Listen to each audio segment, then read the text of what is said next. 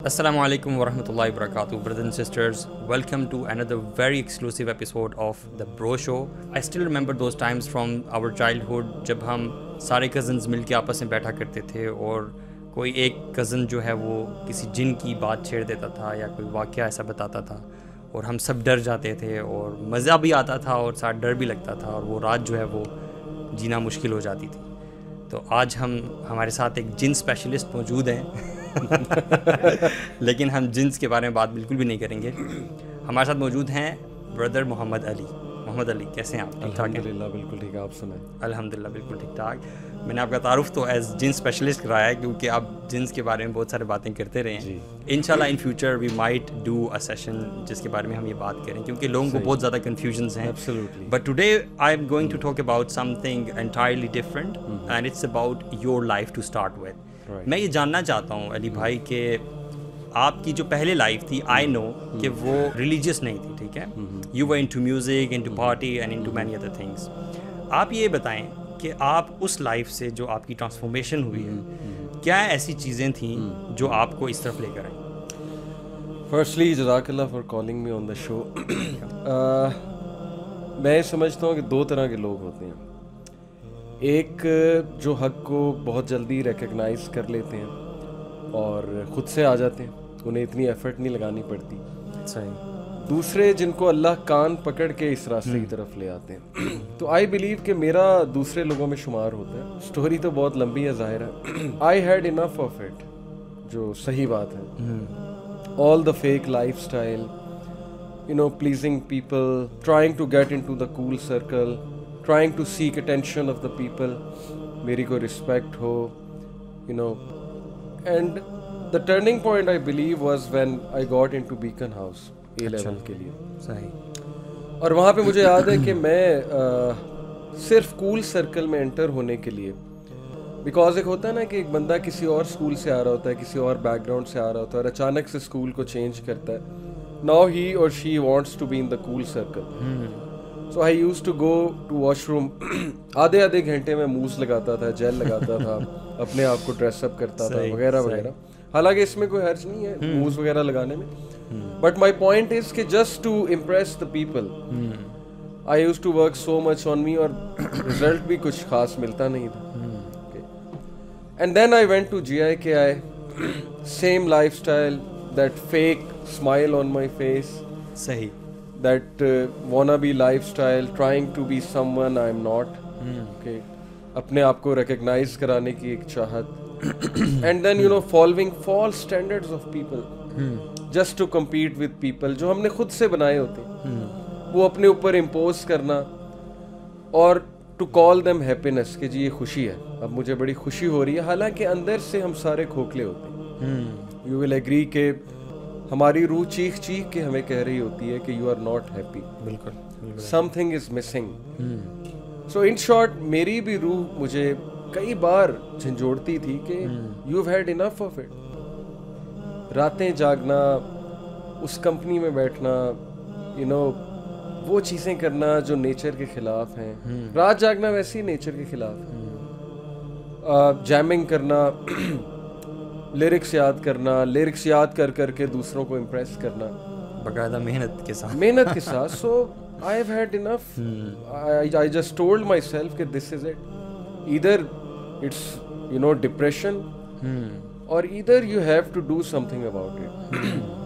And then the tipping point, another tipping point was when something really bad happened, as in 4th semester میں, چوتھے semester میں تھا.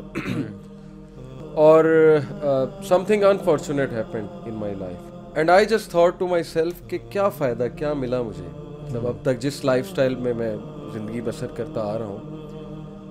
اور پھر میرا ایک دوست تھا جو اسی سیمسٹر میں مجھے اللہ کی طرف سے, now he is in UK ماشاء اللہ, he is PhD, he is a good teacher. He took me to an exhibition, book fair لگا ہوا تھا, وہاں پہ وہ مجھے لے کر گیا اور اس نے مجھے اردو ٹرانسلیشن میں قرآن گفٹ کیا. اچھا. میں وہ قرآن لے تو آیا, تب یہ میری کنورژن سے آپ کہہ لیں 4-5 مہینے پہلے کی بات ہے. اچھا, ٹھیک ہے. قرآن تو میں لے آیا, وہ لا کر میں نے سب سے اوپر ٹاپ پہ رکھ دیا, رسپیکٹ تو تھی. تو اس پہ گرد پڑتی رہی قرآن پہ.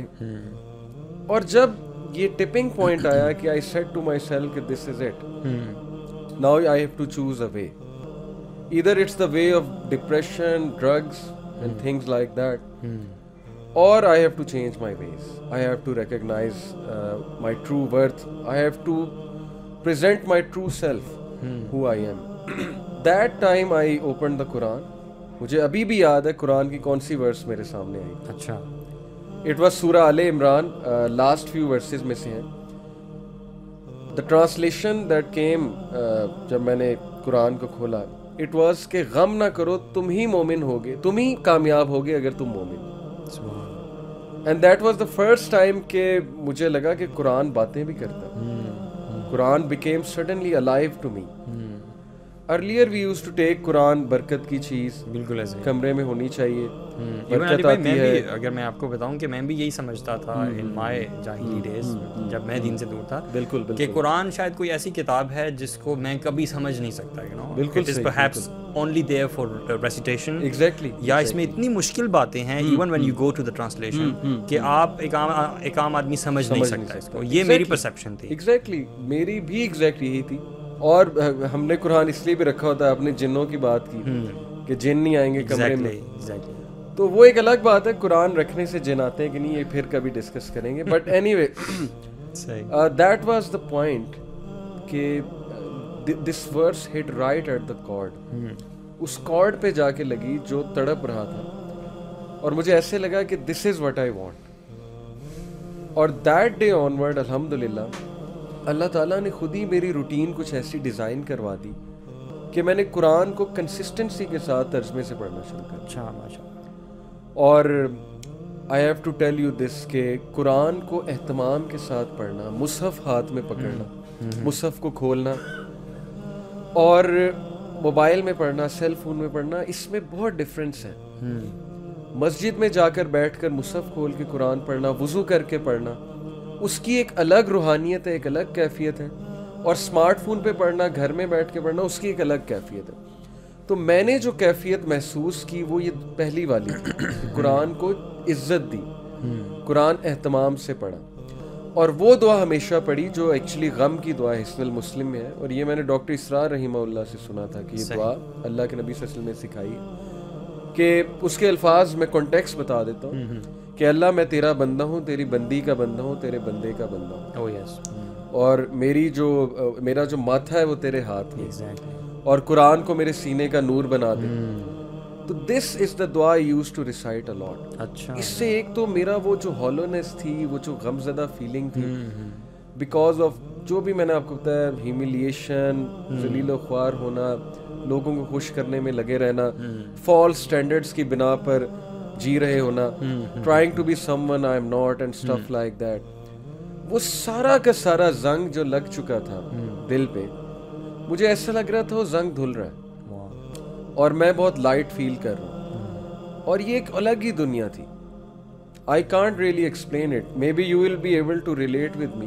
Of course. کہ پتہ نہیں یہ فیلنگ کیا ہوتی ہے, بندہ بہت ہائی فیل کرتا ہے. اور high, when I say high, I don't mean you don't really mean high. Yeah, I don't really mean high. جیسے وہ Highway to Hell بھی ایک گانا, I used to listen to it a lot. AC/DC بڑا زبردست ایک band تھا. زبردست سے بنا دو اس دور میں. زبردست. Yes, زبردست. So I don't mean that highway.